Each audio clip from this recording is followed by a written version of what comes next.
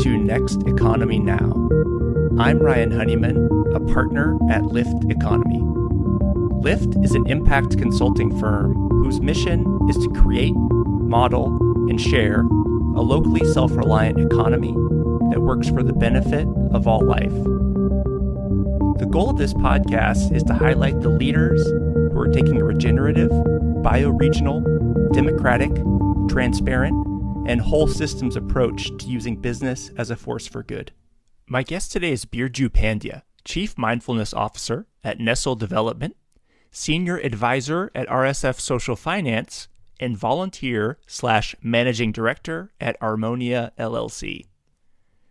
Let's just start with saying that Birju is a fascinating guy.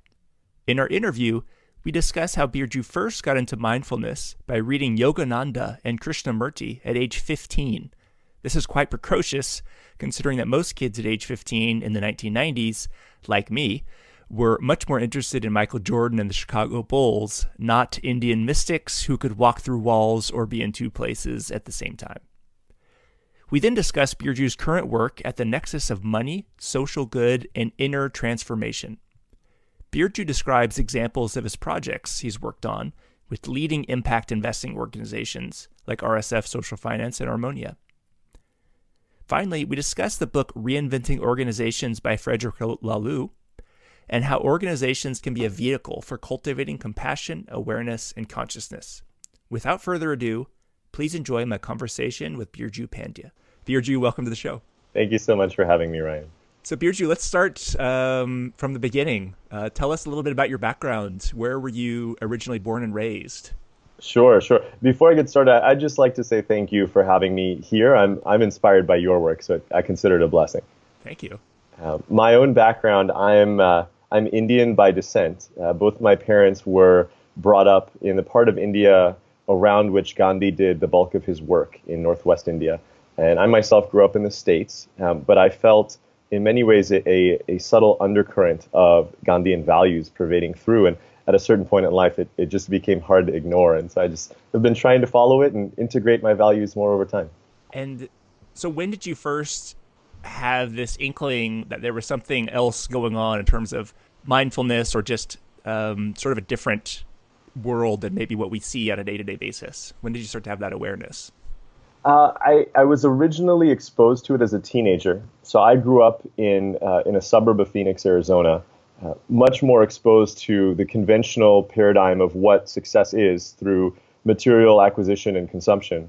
And didn't feel particularly good about it, but didn't know there was another option. Came across some writings of esoteric philosophers around 15, people like Yogananda or J. Krishnamurti. And as a teenager, when people talk about walking through walls and being in two places at once, it is definitely something that catches attention, and they don't even mean it as a joke. So I became quite interested for that reason and started to tell people at school about it. They thought I was crazy, and subsequently just dove deeper in. I became this weird kid who would come home and read philosophy and try my own understanding of what meditation was, for better or worse. And over time, I think the rationale behind it started to clarify and deepen. But what started was this. It's funny, I saw your background that you went to Arizona State University. Do you think you were the most mindful person at Arizona State? I looked up at my graduating class. I saw there was something like 14,000 people that graduated with me. This is a large school, so I would not jump to that conclusion. I have been quite moved subsequently by seeing some of the avant-garde work there. But the underlying current that I've been tapping into is this approach is not as rare or new age or off the beaten path as I may have believed it to be. It's one of those things where as I turn my radar to a specific topic, lo and behold, I find that topic's just waiting to hit me in the face. I just wasn't looking for it. And so you and I have both done the famous 10-day Vipassana retreats with S.N. Goenka. Can you talk a little bit about, tell folks who don't know what that is, first what it is, and then how did you first hear about it and decide to do your first course? Sure. So S.N. Goenka is a meditation teacher, in effect. He's been involved in teaching a specific form of meditation, of which there's many types. I think the word meditation is somewhat imprecise due to the English language. You close your eyes and anything you do is called meditation now. He taught a specific form that he would say has been passed down by Buddha. And over time, he started expanding it and saying, look, it used to be that if you wanted to learn this kind of meditation, you have to ordain and become a monk. And then he started saying, well, actually, what if we started teaching it to regular folks? And what if we made it compressed in terms of scheduling? So the shortest that they came up with was a 10-day program where, in effect, you're meditating for the bulk of that, which sounds pretty intense. But when you hear that it used to be 80 days or lifelong, they've cut it down quite a bit. And I originally came across this way of teaching a little over a decade ago. I started volunteering with a group based out of the Bay Area here that was focused on values that I felt very resonant with, generosity, compassion, gratitude, mindfulness. And as I dove into it, I was like, oh, I'm into mindfulness. I do this meditation stuff that I read about in a book. And I had a few friends that said, well, are you interested in learning about it more from an experiential standpoint and also having some tenets that you can tie yourself to, at least as you get started? I found that to be intriguing. I also found the manner of this particular school of training intriguing. The whole thing is offered, in effect, in the spirit of gift culture. So there's no price tag to go. You're fed there, housed there for 10 days, and there's no price tag. And at the end, there's still no price tag, but you can donate. You're not even allowed to donate before you get there. So that I found to be very intriguing, especially coming from a more traditional business background. I found all of these things to just pull me in. And over time, I would tell you that I'm not saying that the Goenka way is the right way, the only way. It's probably one of my gateways into a world that I find to be amazing. And yeah, did you, was meditation and mindfulness, kind of going back through your past work experience, when did you start, what years do you think you first started to become aware? And, was that correlated with a particular job you had, or how did that piece reflect in your work life? So I want to make sure I'm hearing you right here, Ryan. So the question is about integration of that work part of my life with this, call it the interior. Is that right? Yeah. So maybe more specifically, it would be, I noticed you worked at McKinsey. And so for me, it's interesting to think of someone who's 15 reading philosophical texts about Krishnamurti and Yogananda to working in sort of very traditional industrialized consulting firm. So maybe you could help me reconcile how did that work for you? Fair enough. So what I didn't have was the link that connects the two. So I had just assumed that this part of me that was a developing personal interior that didn't seem to match what I saw outside of me was not acceptable in the broader society, and I still needed to pay for my sustenance. I'm coming from a first-generation immigrant family. I didn't feel like I had much ground to stand on to force myself into something else, and so I continued on. I finished my degree, ended up getting my master's, found this job with the consulting firm, and all throughout just wanting to deepen this other part of my life. So I was volunteering on nights and weekends and having this regular meditation practice, and luckily building relationships with people who invited me into these small changes. What is now being studied at Stanford and beyond, how tiny habits can change our neurology over time. And without knowing it, that's in effect what I was doing, where I would go into the workplace. I have a friend who made this beautiful comment that when he shows up at work, he says, my job is showing up to the meeting and listening and providing substantive feedback, etc. My work is being in the meeting, looking at somebody who seems hungry because they haven't had lunch, pulling out an apple, cutting it up, putting some peanut butter on it, handing it to them while the meeting's going on. That is the stuff that's beneath the surface that allows me to step into my higher purpose and calling of being a person who stands for giving, generosity, compassion, kindness, gratitude.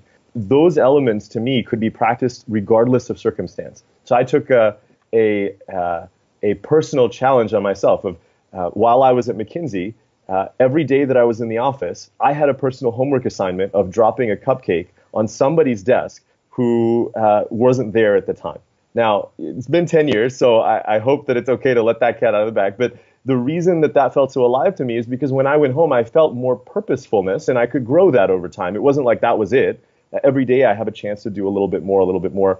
At some point, it get to a space where there were opportunities coming up for me to grow in practice that were no longer at McKinsey. And it felt very much in the flow to shift out of that instead of holding this existential crisis inside of myself of, oh, my values are to be helpful, but here I am working for, at the time, big finance in 2008 on Wall Street for McKinsey. And what am I doing? Destroying the world despite my value? Like, none of that. It was about small steps, a bit at a time, until the ground that I was standing on dissolved. Nice. I like that. The secret distributor of cupcakes at McKinsey is revealed, right? Well, it turned out one day I received a cupcake, and that really blew my mind. So what are you up to currently? I in the introduction, you have several job titles. So how is your time distributed in a given week? And what are you currently doing with your work? This is historically a challenging question for me to speak to. What I'll say is more of a meta answer to that, which is that I have been focused for many years on developing relationships with people who have a similar longing to walk a path of whole person development in the workplace. Over time, that's led to relationships being built with different organizations and different questions as to how do you do that? That's a pretty expansive mandate. It's not just triple bottom line. Several years ago, that was the buzzword. We're moving past the idea of tangible metrics, moving past certainly the idea of how many trees did you plant, which is of course important, but a piece of this larger thing that we're becoming more and more aware of, but not necessarily able to grasp using the same approaches that we used to, whether that's traditional bottom line thinking, or even linear thinking, or even thinking about the way we operate our business. And you and I have spoken about this before. There are people who've been studying this, of how organizations, the fabric of organization, is evolving as people start to realize that if I am trying to address an ecological crisis, for instance, using a hierarchical organizational system, I'm going to create blind spots for myself, because in a hierarchy, the guy at the top makes the decisions but doesn't see all of the variables. And so over time, I create the conditions for me to sabotage my highest intentions and purposes. Well, how do I get around that? I have to evolve personally. I have to shift my neurology, if you will. And I have to evolve collectively in terms of the structures that I'm a part of, whether that's family, community, organization, or larger. And so I'm very interested in how to engage on that kind of work. I happen to have certain titles with different organizations. My background is in finance. I'll work with a couple of financial organizations. But in effect, the crux of the work is about inviting that kind of transformation in a variety of ways. I feel blessed that I have skill sets that kind of go across different domains. And so on one hand, sometimes I can engage in culture work, and in other times I can engage in financial analysis. But what the work is somewhat secondary to why and how. That was a good answer. Yeah, okay. You've worked on it. Well, thank you. Yeah. So maybe so let's take Armonia, where you're a volunteer / managing director. You may be the only volunteer / managing director at any private equity firm, by the way. I love it. It's great to volunteer at for-profit institutions. Yes. People look at you funny. I'm not even sure it's legal. But so with Harmonia, for example, can you give us an example of a project or something that you've helped bring this sort of this nexus of mindfulness and finance and social good into something tangible that perhaps the listeners could learn more about your work? Sure. There are lots of different ways it plays out. So I'll just share a meta example. The linear thinking that leads to saying A cause leads to B effect is part of what we're trying to play around with and see if that's something that we can transcend. And so if I decide to grow my garden organically, I can point to one particular effect, but really I'm seeding an ecology. So a lot of things are going to be different, and it's hard to call all of them out in a linear sort of way. That being said, several years ago, I'm really interested in this kind of inner development work. And so I want to be talking about it, but I'm finding in the workplace, even though I work for an impact investing firm, there isn't a lot of spaciousness for these kinds of dialogues because we don't really know where it fits in. There hasn't really been much naming of interior work as part of what it means to work in impact investing. And so I invite in this idea of a minute of silence before meetings. And originally, that's not necessarily seen as an appropriate use of time. But as time goes on, there's more and more openness, and in fact, people start to see, depending on the metric that you choose to follow, our efficiency grows. If we take 1 minute out, the remaining 59 minutes actually go way smoother. And we don't really know why, but it seems to happen. And so how do we invite this more deeply into our process, come up with new ways of doing it? The next step that we decided to try out, well, if we do 1 minute of silence in this way at this time, what if we came up with a way to make it a regular practice? And so one of the projects that I'm also involved with is a platform that gets groups together to do 21-day challenges on mindfulness, on gratitude, on kindness. So we did a 21-day mindfulness practice at Armonia. And so that's going on for a period of time. Everyone finds it to be fascinating, the kinds of stories that come out of it. People are finding themselves being in a space of less scarcity in their life, deepening relationships. And once a week, we get together and share stories of how that's actually happening so that we can build off of it. It's like a snowball. Time goes on. People come by to the organization. Obviously, it's an investment organization, at least in part. And one of these folks is looking for a loan. And so we set up this loan, which is the first I've ever heard of. We're calling it a trust-based loan. So in effect, it's like a gentleman's agreement. And there's a few pieces to it that make it stand out. One of which is because we agree to engage with this loan, both organizations agree to take on 21-day practices of kindness. So we both get a chance to shift our neurology, which is hard to measure and metricize, but it does create a ripple effect in the world.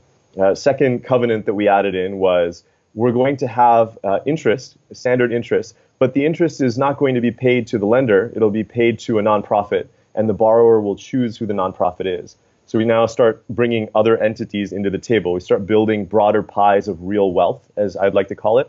A third covenant we put in is once we do that relationship with the nonprofit, it's not enough just to give them money. We have to engage with them somehow. And so we are all agreeing that we're going to deepen in relationship with somebody who's doing work in a more unconditional way. As an example, I can go on about this, but you do this over time and you start building different kinds of relationships with organizations. Armonia's thesis and strategy over time has evolved significantly because of thinking in this way.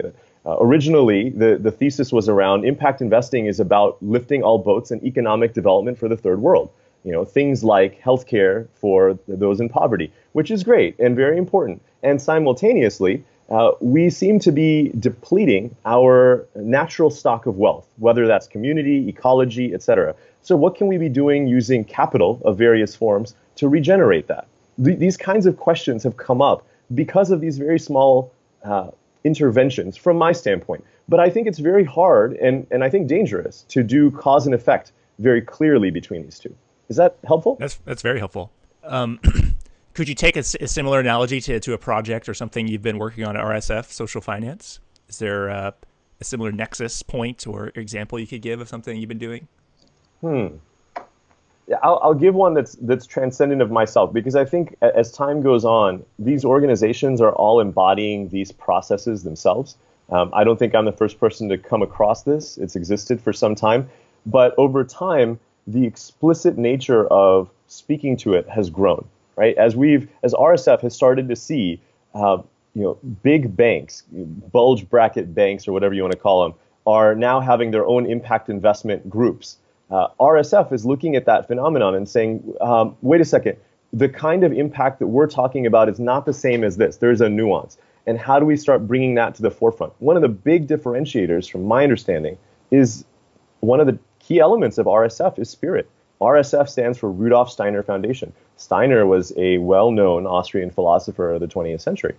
And some of the things that he would talk about is how people can engage with each other in the realm of economics such that it is nourishing and supporting of spirit-based growth.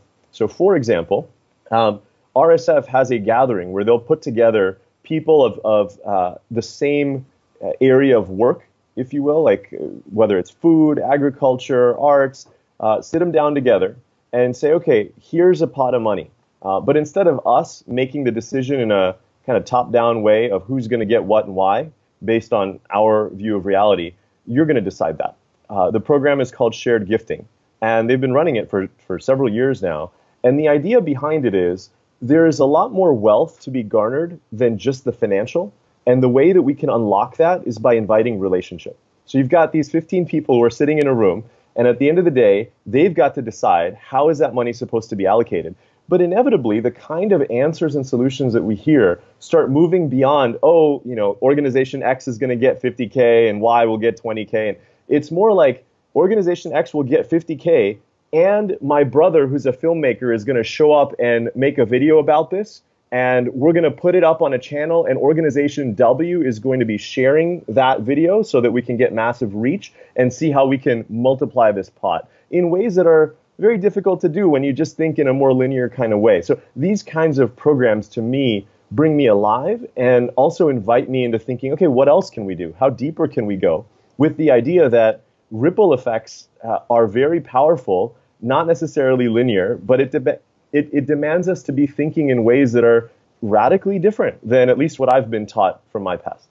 That collective decision-making is fascinating. And do you find that simply the act of putting people in a room together and making them decide that, or, what are some of the elements that we could take that instead of it being 15 people with just, maybe 10 grand, or I'm not sure how much money is given out, but how do you make that sort of a larger scale so that, that ethos where it's more than financial or social capital and other forms of capital come into play? So I'll invite the phrase ripple as a substitute or as akin to scale, because I think for me at least, there's a myopia that comes into play when I consider the world from a lens of scaling. All of a sudden, things that don't utilize traditional forms of blowing up become less interesting. So the downside of that for me is we start paying less attention to things that are less easy to measure. For instance, that circle where people come together and start to dialogue, we don't just end up with the dispersal of funds the way it is by accident. There's some protocols that are used.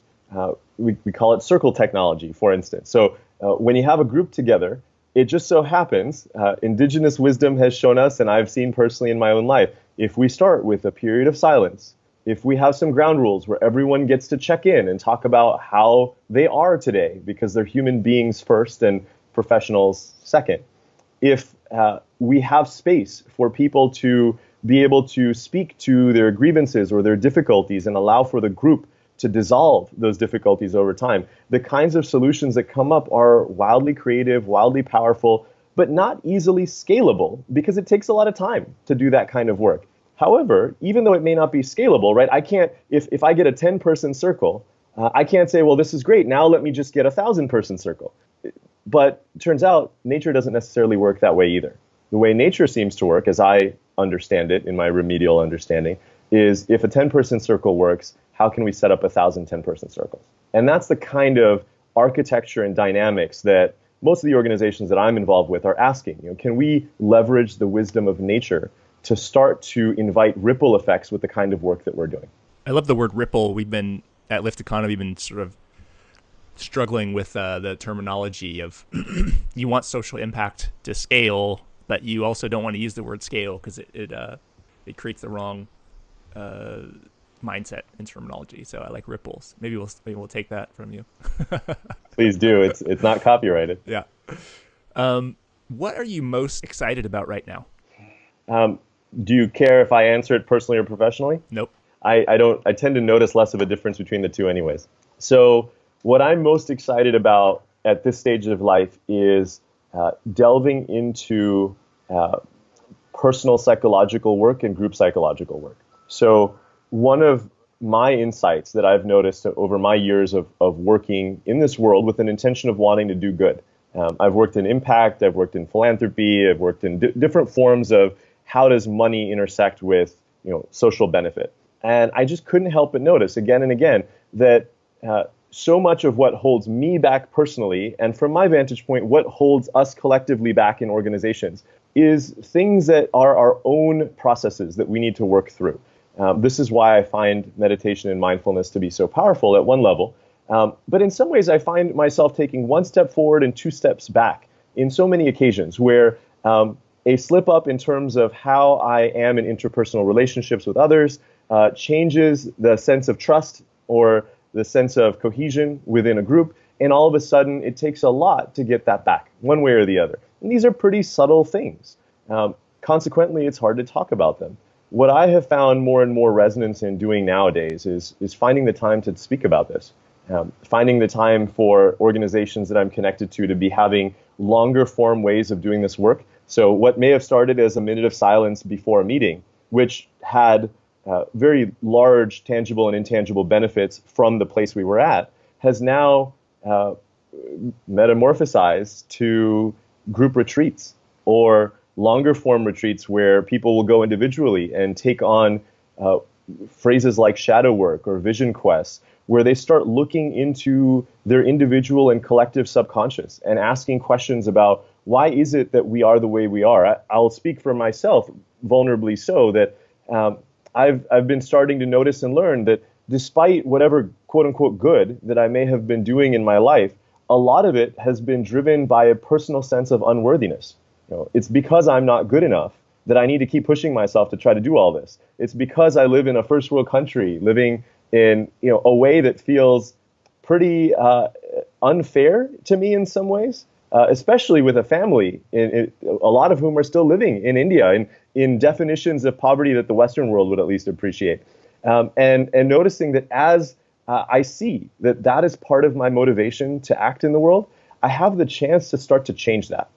Starting to ask questions of, is it possible for me to act in the world without underlying motivations that are self-deprecating or self-harming in nature or other harming in nature, has been very powerful for me. And as I've invited other people into that dialogue or other organizations, I have found it to be quite nourishing all around. And I think over time, there is growth and impact as a result of it, but it gets harder and harder to measure. And so there's this underlying question of, at what point do we start letting go of the legacy forms of measurement that we as a culture and society have been holding on to? Yeah, and it sounds like, if I were to reflect back what I'm hearing, you're really interested in this group process or even businesses or organizations as a means of personal transformation. Like, it seems like you're both taking internal personal development, but sort of along the lines of reinventing organizations and Frederick Laloux, you're also interested in how groups can actually increase collective consciousness. Does that sound correct? Yeah, I mean, I think the language changes depending on the listener, but in effect, there is something in relation to evolution that I'm very interested in. There is an evolution internal to myself, and there is an evolution in a collective, which has to do with in some ways looking at the world in a different way. And in terms of how that applies to the workplace, I'm less interested about doing that on nights and weekends, and more about saying, what if going to work was about becoming a better person?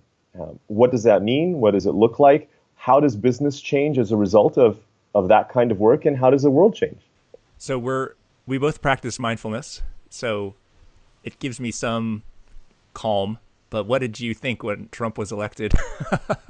And how does do you see that as flaring of the shadow and sort of really like that is actually a good thing to be aware of, and like now people are more aware of it? Or do you see it as a horrible backsliding that actually is counterproductive? How have you reconciled in the last few weeks or months since Trump was elected? So this is the first time I've been asked this question, or at least from this vantage point that I stand at. So what comes up for me is first just inviting the integrative mindset, which from my understanding is that, look, there's many ways to look at this. And so on one hand, can I be a collector of views? Can I start to see the multiplicity of perspectives that are available here?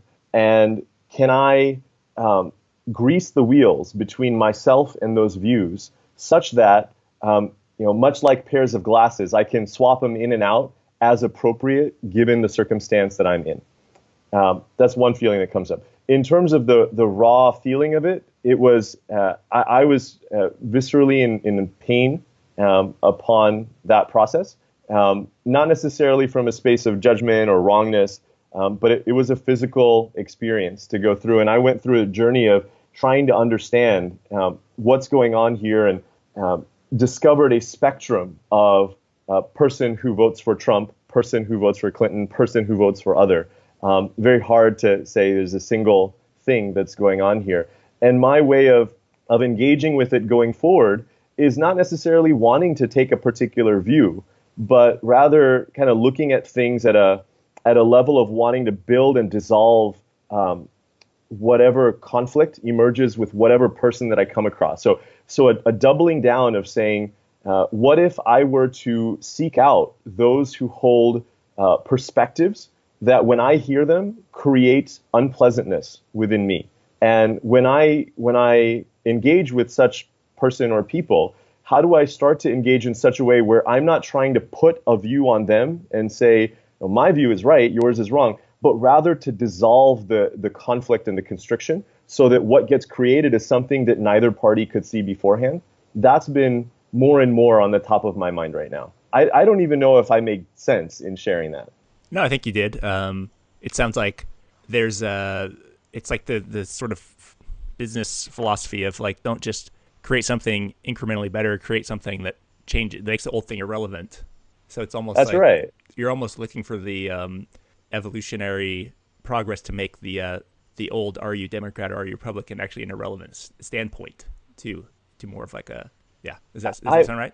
In many ways, yes. I feel like the microcosm of the political question is in some ways lived every time I come across someone whose views and perspectives generate discord within myself, whether that's in the workplace, whether that's in my spousal relationship. Every time I come across something that I feel like I have a perspective, it's the right perspective, perhaps even the only perspective, that is life asking me to see something that I just can't see in my psychology and figure out a way to take the thing that is perceived as conflict at one dimension and dissolve it within another dimension. But for me to be very specific on, okay, that sounds like a platitude. What does that mean in terms of an actual occurrence? Would take longer than a 45-minute podcast. And I feel like that's part of the question for our community and society. Yeah, at Lyft, we've been really interested in this. What is the 500-year plan for the economy rather than what's the Q4 2017 plan for the economy? That's right. And, creating replicable local living economies, where it's resilient and, less focused on multinationals, et cetera, seems... A lot of people would say, "Oh, it's fine for you to talk about, your sort of idealistic future." But if we talk about the 500-year plan, it seems people seem to relax a little more. They're like, "Okay, well, if it's 500 years, I could see how that could work." We want it sooner, but it's sort of if you extend the time frame out and say this is what we're actually hoping for, it seems to reduce some of the immediate dismissal. So yeah, I mean, there's a wonderful quote that I've come across that supposedly Buddha said that I find to be beautiful. Part of my work in the world, as I've just mentioned to you, is about inviting and dissolving paradox. How can two disparate truths simultaneously exist? How can it be yes to everything? When a mother says, which child do you love more? I love both of you more. That is wrong at one level of perception, and it can be so right at another level. So Buddha says, if you knew how long it takes to experience or to be in enlightenment, and of course he's got this worldview of reincarnation. He talks about this time horizon. He's got a word for how long it takes for an eagle to fly over a mountain with a piece of silk in its beak, and every time it flies over the mountain, the mountain disintegrates by a tiny fraction. And he says by the time that eagle disintegrates not only that mountain, but 10 such mountains, you have your enlightenment. And then simultaneously to that, he says, and if you knew how precious every moment was, you would cultivate inner understanding as though your hair was on fire. And so he would hear these paradoxical statements and say, well, both can't be true. That's ridiculous. And yet there's something that's invited in me of, whoa, can I let go of time? Can I let go of a linear way of thinking as a driver of how I live? Which is very alive to reflect on. I love that. You're reminding me of the story that Goenka tells about the piece of the scarf rolling over the mountaintop. Yeah. Yeah. In the last few minutes here, a few more questions. What do people never ask you that you wish they did? So this is a practice that I have with those who are dearest with me. And I find that I'm longing for it more expansively, but it's hard because it demands some space. The vulnerability to ask, what do I not see?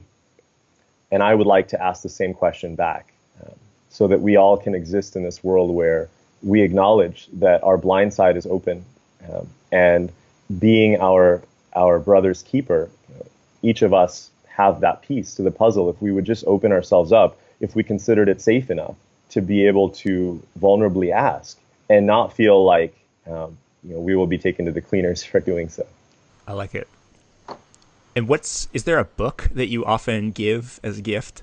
Not a go-to book per se, depending on the kind of interest of the people that I am blessed to come across. I think the kind of direction that we've been exploring here, the books that come up for me are the mixture of inner work and business. So you mentioned reinventing organizations, becoming a deliberately developmental organization. Kagan at Harvard wrote that, or Adam Grant's Give and Take. I find to all be very interesting statements of how to engage in the workplace in a way that allows me to evolve internally and hopefully organizationally. I'd heard of Adam Grant's, but I didn't know much about that book, Give and Take, so I'll check it out. Please do. What else do you need right now? How can our listeners help you, or do you have any requests to the listeners for helping support your work or to help you grow this next economy? I've been really inspired by this gentleman who lives in India. He spent a lifetime in service. He's 100 years old now. His name's Dada Vaswani, and he like a saint / social worker, Mother Teresa type. Not that there's too many of those types out there. And he was asked this question, and I was privy to the answer of, how can I support your work, Mr. Saintly person? And his answer just elicited something out of me. He puts out his hands in a cup, and he says, I ask for your tears of compassion. And I've been sitting with that we are all doing our work in the world, and I say yes to all of it because it helps us in all of our journeys, and I think it adds up to something collectively. But to the extent that each of us can touch into that part of ourselves while we're doing that work, that we can feel the teardrops of our compassion. This is something that I ask of myself every day as I reflect on my day. Did I touch in? Did I have a quivering heart as I engaged with the world in the sense of awe and gratefulness that it is? I would love to invite that of anyone who listens to this. It's funny when you said that, I was thinking we should ask your wife because that's the true test, right? Absolutely. Like my if I were to say I've lived today with a quivering heart, and then it's like, let me ask my wife to see what she really thinks. That would be the true test, right? Well, I have these conversations with some dear ones here that I think of the intimate relationships as the master's thesis, right? So some folks go in and say, well, how can I be nice to all these people and I can't even be nice to my spouse or my parents or my brothers? I think of it as very much the other way around. Like, we practice kindness out in the world to prepare ourselves for a master's thesis. And I would like to believe that I'm not totally failing my master's thesis, but I don't think of that as the bare minimum threshold. I think of it as the pinnacle. That's beautiful. I like that. Switching out that it's easier to be kind to strangers than it is to your own family. Yeah. Or even harder, the true test is being nice to yourself. I think that pinnacle keeps rising up. The more that we bring our own psychological baggage, our own subconscious patterning to, the more we have to work through, right? And we have, in a lot of cases, very little of that with folks that we don't know. And so there is a sense of joy in engaging there in a way that might be less so with dear ones. So last question, how can people get in contact with you or learn more about your work?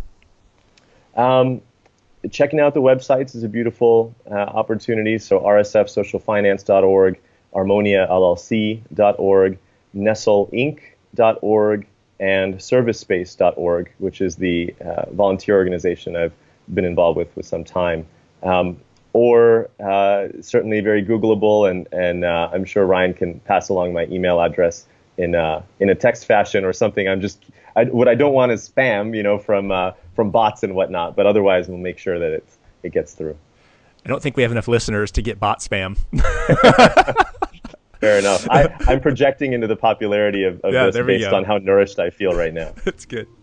Okay, Birju, well, thank you so much for being on the show. It's been a pleasure speaking with you, and I look forward to connecting with you again soon, maybe in person. I hope that one day I get to turn the tables on you, because I feel like you have so much to share in wisdom with me too. Next Economy Now is a production of Lift Economy. To listen to all of our past episodes, visit www.lifteconomy.com. You can also subscribe to this podcast in iTunes, Overcast, Stitcher, or wherever you get your podcast. Once again, thanks for listening.